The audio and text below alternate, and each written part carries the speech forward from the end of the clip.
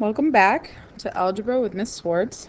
Yesterday we talked about adding and subtracting polynomials. Today we're jumping into multiplying polynomials. So we have a few options for when we're multiplying polynomials. In our bell work, we talked about the distributive property, which is one way that we can multiply polynomials, and it really applies the distributive property to the whole thing. We have some special ways that we can work if we have specific types of polynomials, so we're going to look at a few examples here. Lots of examples today. Make sure you try to take notes on each one so you have some examples to look back at. Okay, so first two that we're going to talk about is the distributive property and tables. Okay, each person kind of has their own way of going about things, essentially, but we talked about the distributive property in the bell work, and we talked about how you would distribute that one number to each piece. Okay, well, when you're multiplying polynomials, now we're going to have more than one, probably, that we have to distribute to each piece. So essentially what we're saying with the distributive property is we're going to take 2x times x plus 5, and we're also going to take negative 3 times x plus 5. And then we're going to combine those two as well with any like terms that we have. Okay, so here's my distributive property at work. Okay, 2x times x is going to be 2x squared. Okay, and then 2x times 5 is going to be 10x. Okay, so that's part of it, but that's only one piece that's been distributed, so we have to distribute this piece as well. So now we have negative 3x plus negative 15. Okay, well, now I want to combine all of this together so that it's just written in standard form. So my greatest exponents first, then any like terms that I have I'm going to combine. So 10x plus negative 3x would be 7x minus 15. So here would be how we would work with the distributive property. Okay, the table doesn't work much differently. Okay, all a table will do is set it up so that you have your pieces lined up along a table.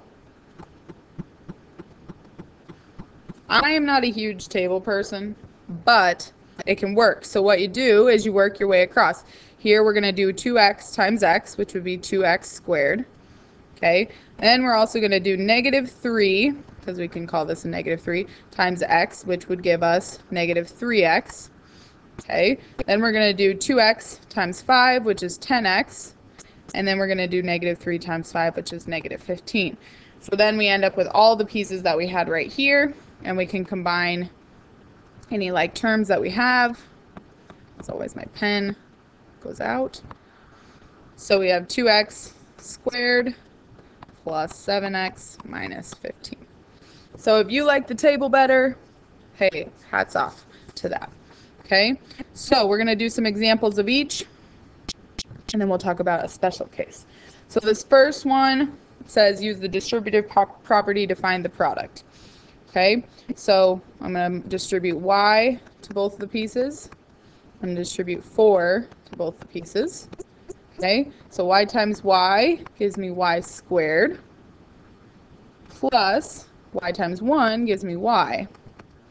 Then I have 4 times y, it's 4y, and 4. Now to finish it off, I would combine any like terms, so y plus 4y would give me 5y, and then plus 4. So this would be my answer.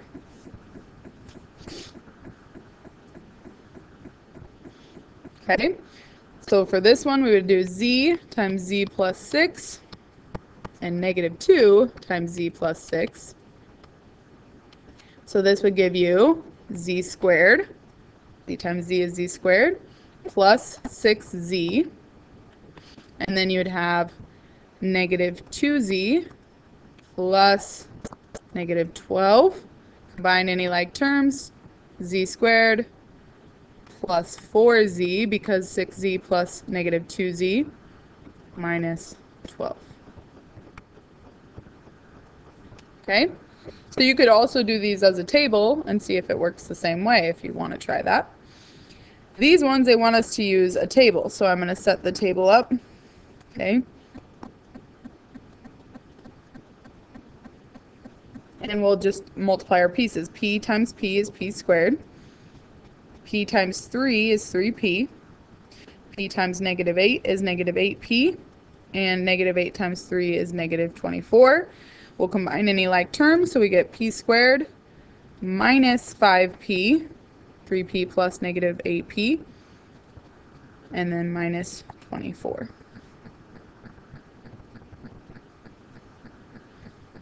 Okay. Last one here, r minus 5, or so r and negative 5, and then 2r and negative 1. So 2r times r would be 2r squared. 2r times negative 5 would be negative 10r. Okay, r times negative 1 would be negative 1r, and this would be positive 5. Combine your like terms, so we have 2r squared minus 11r, negative 10r plus negative 1r, plus 5. And you could try those as the distributive property if you like the distributive property and check to see if you got it right. Okay, the thing about the distributive property and I guess the table is they always work. So far all we've done is multiply a binomial by a binomial. When it comes to multiplying a binomial by a trinomial, the distributive property works and the table works. Okay, what we're going to look at next is called the FOIL method. It's kind of a cheat method to work with a binomial times a binomial. I remember learning this. It was one of my favorite things I learned, and it just stuck with me. But it doesn't work for every situation, so you have to be careful on when you use it. Here is the FOIL method. Looks complicated. It's really not. It's essentially distributing. Okay, but it says to multiply two binomials using the FOIL method, find the sum of the products of the, okay, and so this is what FOIL stands for. F-O-I-L. F stands for the first terms. Okay, so if these are our binomials, x plus 1 times x plus 2, we would multiply our first terms, x times x. Okay, then you're going to multiply your outer terms. Okay, so I always did it underneath for my outer, x times 2, which would be 2x. And then my inner terms, which I would do a little loop underneath that, 1 times x is x. And then my last terms, okay, 1 times 2. So you'll start to notice a pattern. With the first terms, generally you get either, x squared or something bigger, okay? With your outer and inner terms, you always get like terms, okay?